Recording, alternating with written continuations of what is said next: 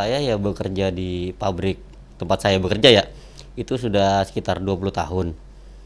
Dan mulai di awal Maret itu emang udah mulai rada telat gaji atau bagaimana. Dan masuk ke PSBB itu kita langsung dirumahkan tanpa kejelasan, istilahnya hanya omongan dari pengusaha itu ya mereka bilang kesulitan karena efek pandemi Covid ini. Ya terakhir kita dibayar itu hanya THR tahun 2020 itu setengah bulan gaji. Itu saja udah sampai saat ini kita tidak dibayar sama sekali. Pertamanya dikasih tahu dulu karena awal-awal pandemi itu dikasih tahu dulu kayaknya kita bakal dirumahkan nih gitu. Setelah selang 2 mingguan baru kita ada surat pemberitahuan kalau kita akan dirumahkan sampai pemberitahuan lebih lanjut. Kalau uang pesangon nggak ada sih, cuman selama beberapa bulan sempat dikasih untuk uang bulanan aja, tapi tidak full sesuai gaji. Cuma ya buat bulanan aja udah, sampai sekarang nggak ada lagi. Sekarang kita coba tanya sama Pak Fahmi. Pak Fahmi ketika di tahun 98 melalui masa krisis ini. Pak Fahmi tentu di tahun 98 juga cerita-cerita seperti ini Pak Fahmi rasakan ya. Berkenan mungkin Pak Fahmi sharing dengan kita ketika itu bagaimana melalui ini semua agar para tenaga kerja ini bisa terselamatkan Pak Fahmi. Ketika itu yang mendemo kementerian, saya yang menerimanya seperti minum obat. Saya di demo sehari itu 3 kali. Ada yang demo pagi, demo siang, demo sore, dan sebagainya. Ketika itu, problem utama memang PHK. Iya. Dan ketika itu, waktu itu, 98 memang belum berlaku Undang-Undang Nomor 3 Ketenagakerjaan tahun 2013. Tapi efek yang terjadi ketika itu, yaitu PHK, sudah terjadi di mana-mana.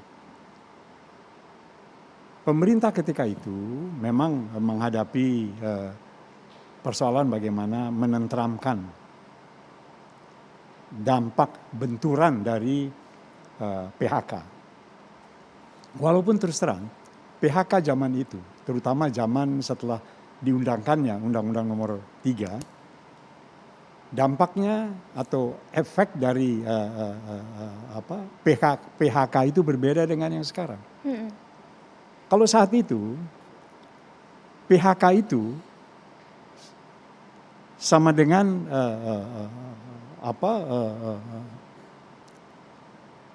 pembayaran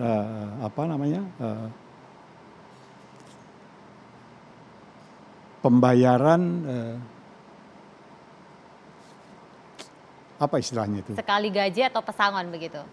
Pembayaran pesangon.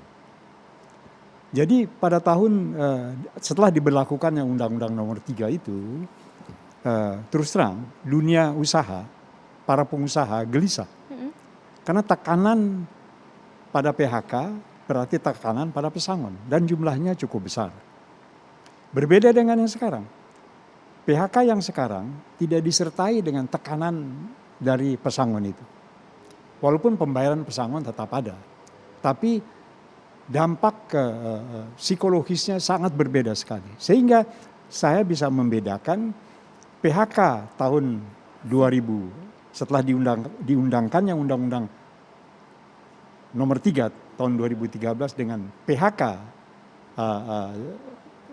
zaman sekarang, itu bedanya luar biasa. Sekarang kegelisahannya terjadi pada yang terkena PHK. Tapi tidak terjadi kegelisahan secara sosial dan politik. Zaman itu, 2013, PHK itu tekanannya adalah tekanan politis. Jadi 2 kejadian sama-sama PHK tapi dampak efeknya pada kehidupan masyarakat sangat berbeda sekali. Nah yang perlu sekarang difikirkan oleh kita bersama, khususnya oleh pemerintah tentunya, bagaimana misalnya nasib saudari Indri. Saudari Indri terkena PHK, suaminya terkena PHK, anak 2. Nah ini Pak Roy, problem yang harus kita hadapi bersama. Bagaimana dalam situasi begini saudari Indri dan suaminya serta anaknya dapat katakanlah jembatan sebelum dia mendapatkan pekerjaan yang fix begitu. Ini perlu sekali, sebab jangan sampai dampak yang terjadi pada saudari Indri dan suaminya kemudian berdampak pada kehidupan sosial pada umumnya. Dan kalau itu terdampak pada kehidupan sosial, itu kita semua yang terkena. Jadi yang perlu diperhatikan adalah bagaimana sementara saudari Indri dan suaminya belum mendapatkan pekerjaan yang tetap, dia harus dapat terjembatani kehidupannya oleh semacam dana yang tadi kita bicarakan. Ada dana yang perlu dialirkan kepada saudari Indri dan suaminya agar dia tidak terkena atau tidak memberi dampak pada kehidupan sosial yang lebih rumit lagi. Itu yang saya lihat. Pak Roy mau menambahkan? Ya, boleh saya nambahkan. Jadi tepat yang dikatakan Pak Fahmi adalah supaya tidak krisis ke sosialnya. Kita sudah krisis kesehatan, jangan sampai krisis ekonomi, kemudian krisis sosial.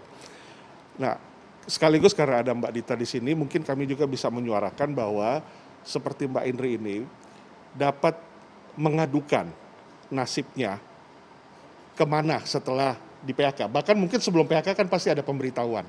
Jadi sangat baik sekali kalau memang ada Desinfo, kemudian Desinfo di Kemenaker, Dinas Tenaga Kerja ya, baik provinsi juga, itu membuka jalur channel untuk bisa menerima suara-suara dari Mbak Indri. Kemudian yang kedua, kalau sudah sampai level dirumahkan, belum PHK nih, para pengusaha, pelaku usaha dapat melaporkan misalnya ke Disnaker atau Kemenaker, sehingga yang akan dirumahkan ini atau yang sedang dirumahkan ini sebelum sampai ke PHK, mereka sudah dapat jalur kewirausahaan misalnya. Jangan sudah di PHK, kemudian akhirnya sulit juga untuk mencari pekerjaan di masa pandemik. Jadi ada preventifnya.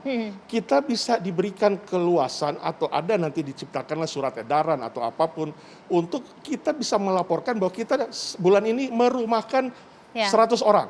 Nah, statusnya itu di dashboardnya Kemenaker atau Disnaker itu terpantau.